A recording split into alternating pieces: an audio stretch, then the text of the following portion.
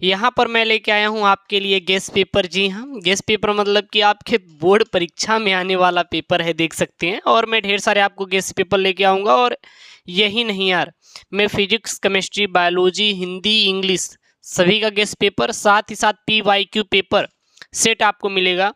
और एक चीज़ और, आप PDF गेस्ट पेपर का पाना चाहते हैं तो आप अपने टेलीग्राम चैनल SKM स्टडी को ज्वाइन करिए, link in the description box. साथ ही साथ हमारे बैचेस शुरू हुए हैं, जुनून बैच है जो कि आपके PYQ पेपर सेट पूरा सोल्यूशन रहेगा विथ वीडियो, PDF और पेपर के साथ।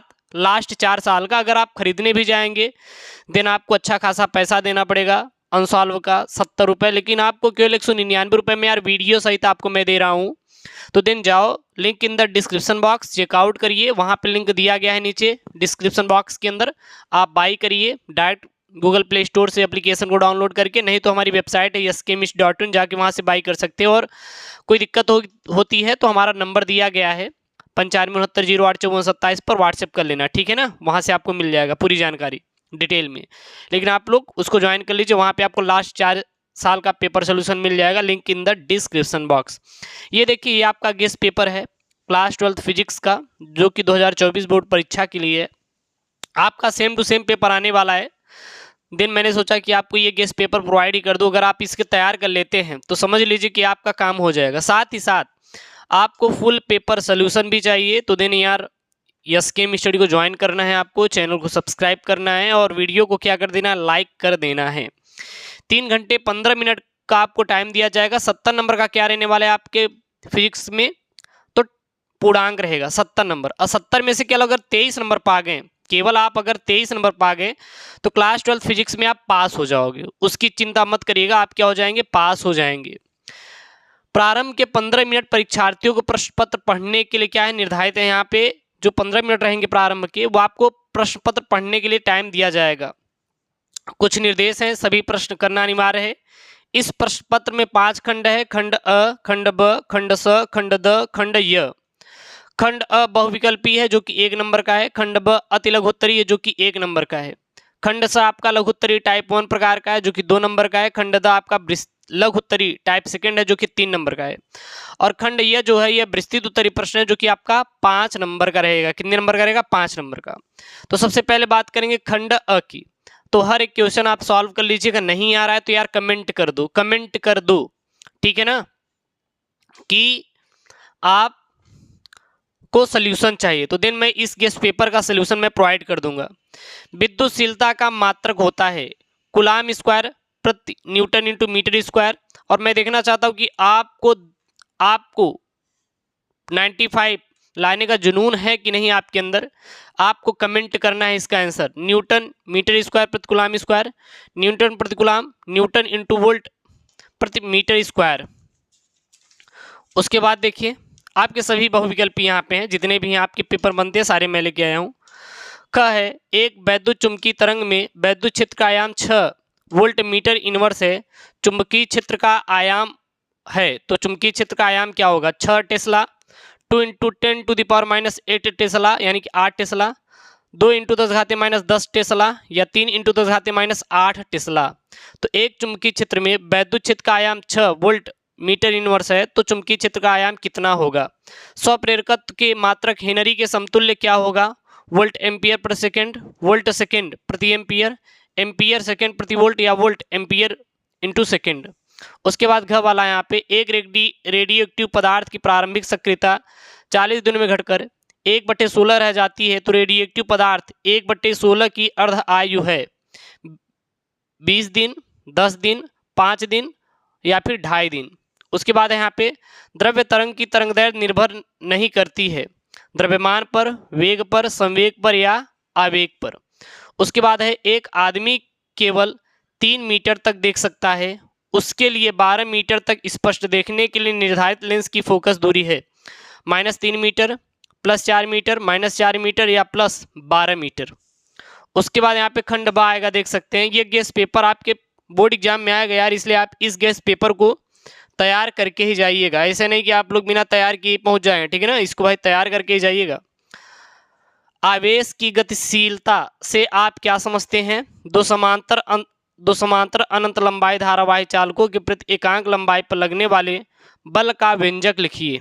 1 नंबर का है। ग वाला है किसी माध्यम में प्रकाश का वेग 1.5 × 10⁸ मीटर पर सेकंड है। इस माध्यम में हवा में जाने वाली किरण के लिए क्रांतिक कोण ज्ञात कीजिए। 1 नंबर का है।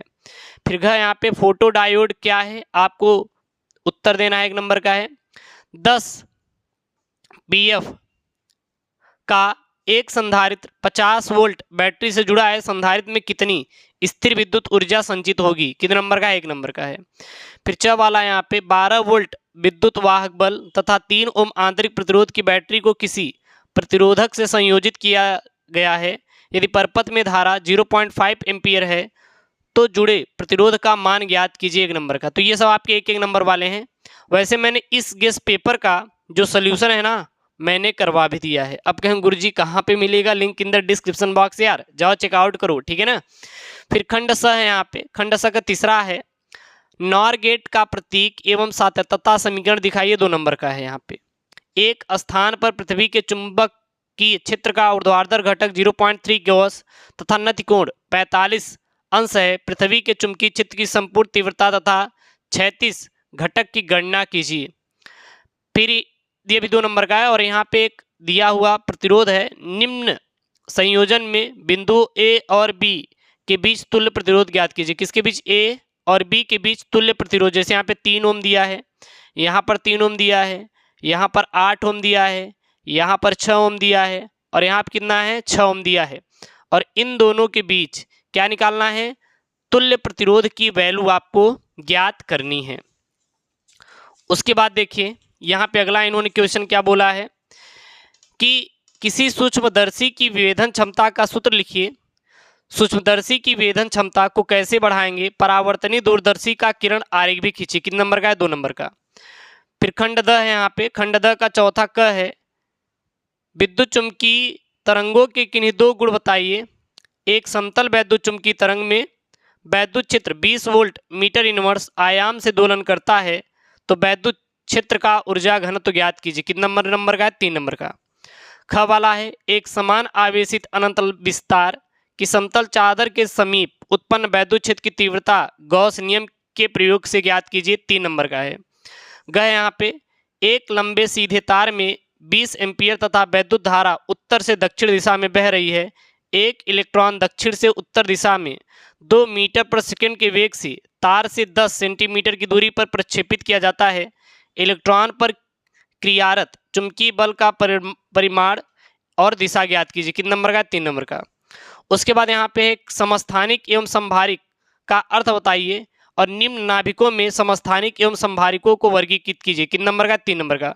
6C12, 6C13, 6C4, 7N4। उसके बाद यहाँ पे अगला प्रश्न है डी ब्रागली तरंग सिद्धांत से क्या समझते हैं। डी ब्रागली समीकरण लिखिए। एक इलेक्ट्रॉन माइक्रोस्कोप से 0.41 एंगस्ट्रॉम तरंग का इलेक्ट्रॉन पुंज उत्पन्न करने के लिए इलेक्ट्रॉन माइक्रोस्कोप में कितना विभवांतर लगाना पड़ेगा। किन नंबर का है, 3 नंबर का। फिर यहाँ देखिए अति लघुत्तरी और लघुत्तरी टाइप 1 टाइप 2। तो ये फिर यहाँ पे अब टाइप 2 चल रहा है, ये सब टाइप 2 वाले हैं। वैद्युत द्विध्रुव के लिए निरक्षी स्थिति में वैद्युत क्षेत्र की तीव्रता के लिए व्यंजक प्राप्त कीजिए। ये सब इंपॉर्टेंट वाले सवाल हैं जो कि आपके पेपर में आएंगे। कितने नंबर का है, 3 नंबर का। उसके बाद यहाँ पे ख वाला है वैद्युत चालकता को परिभाषित कीजिए। एक चालक के पदार्थ की विशिष्ट चालकता की गणना कीजिए जिसकी लंबाई 3 मीटर, परिच्छेद क्षेत्रफल 0.02 मिलीमीटर स्क्वायर और प्रतिरोध कितना है, 2 ओम है। किन नंबर का है, 3 नंबर का है। फिर ग वाला यहाँ पे सिद्ध कीजिए कि किसी लंबी परिनालिका का स्वप्रेरकत्व μ0 × n² × AL, जहाँ L परिनालिका की लंबाई, 4 परिच्छेद क्षेत्रफल तथा n इसकी एकांक लंबाई में फेरों की क्या है, संख्या है। 3 नंबर का है। अथवा में मान लीजिए अगर ये नहीं आ रहा है तो आप ये देख सकते हैं कि अनुनाद अवस्था में श्रेणी LCR परिपथ की प्रतिबाधा क्या होगी, 100 mAh मिली हेनरी, ठीक है ना। प्रेरकत्व का एक प्रेरक श्रेणी क्रम में एक प्रतिरोध, एक परिवर्ती संधारित्र तथा 2 किलो हर्ट्ज के प्रत्यावर्ती धारा स्रोत से जुड़ा है। धारिता का मान क्या होना चाहिए जिसके परिपथ में अधिकतम धारा प्रवाहित हो सके। कितने नंबर का है? 3 नंबर का है यहाँ पे।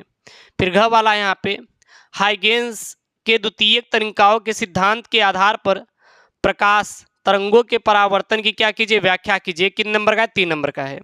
फिर आप अंगा वाला है, एक धातु का कार्यफलन 4 इलेक्ट्रॉन वोल्ट है, तो 10 एंगस्ट्रॉम तरंगदैर्घ्य की एक्स किरणें एक इस धातु पर गिराई जाती है तो उत्सर्जित इलेक्ट्रॉनों की अधिकतम गतिज ऊर्जा की गणना कीजिए। तो ये आपके अथवा वाले हैं। और फिर यहाँ पे जो खंड य शुरू होता है, खंड य का 6 नंबर है, यंग के व्यतिकरण प्रयोग में दो समांतर स्लिटों के बीच की दूरी और स्लिटों से पर्दों की दूरी d है। यदि प्रकाश की तरंगदैर्घ्य हो तो पर्दों के एक दीप्त फ्रिंज के लिए केंद्रीय फ्रिंज से दूरी के लिए व्यंजक प्राप्त कीजिए। कितने नंबर का है? 5 नंबर का। अथवा में आप ये देख सकते हैं कि प्रकाश की एक किरण अवतल लेंस द्वारा अपवर्तन के बाद मुख्य अक्ष के समांतर हो जाती है, तो किरण आरेख द्वारा स्पष्ट कीजिए कि यह कब हो सकता है। और एक द्विउत्तल, किसका? द्विउत्तल लेंस का जो अपवर्तनांक 1.5 कांच का बना है, तो इसके प्रत्येक पृष्ठों, दोनों पृष्ठों की वक्रता त्रिज्याओं 20 सेंटीमीटर, लेंस की क्षमताओं का अनुपात ज्ञात कीजिए जब हवा में रखा हो, और 1.25 अपवर्तनांक, ये कितना है? 1.25 अपवर्तनांक के द्रव के अंदर डुबोया गया है। हाइड्रोजन परमाणु का ऊर्जा स्तर आरेख बनाइए तथा वामर श्रेणी को दिखाइए। 7वां वाला है, अब ये 7वां नंबर है। और यहाँ पे मान लीजिए अगर ये नहीं आ रहा है तो अथवा में आप ये कर सकते हैं। और हाइड्रोजन स्पेक्ट्रम के वामर श्रेणी में अधिकतम तथा न्यूनतम तरंगदैर्घ्य की गणना भी करना है। ये आपके 5 नंबर वाले हैं। या फिर नाभिकीय संलयन क्या है, इसको आप बता सकते हैं। और फिर यहाँ पे 8वां वाला देख सकते हैं, प्रत्यावर्ती परिपथ के लिए औसत शक्ति के लिए व्यंजक ज्ञात प्राप्त कीजिए। जबकि परिपथ में प्रतिरोध और प्रेरकत्व दोनों जुड़े हैं, वाटहीन धारा का अर्थ समझाइए कि प्रत्यावर्ती परिपथ में चोक कुंडली के प्रयोग से ऊर्जा क्षय काफी कम हो जाता है। कितने नंबर का है? 5 नंबर का। अथवा में आप ये बता सकते हैं कि जो नीचे यहाँ पे परिपथ दिया गया, इसमें धारिती प्रतिघात, प्रेरकी प्रतिघात, परिपथ की प्रतिबाधा, धारा और वोल्टता के बीच कलांतर और परिपथ में धारा का शिखर मान आपको निकालना यहाँ पे आना चाहिए।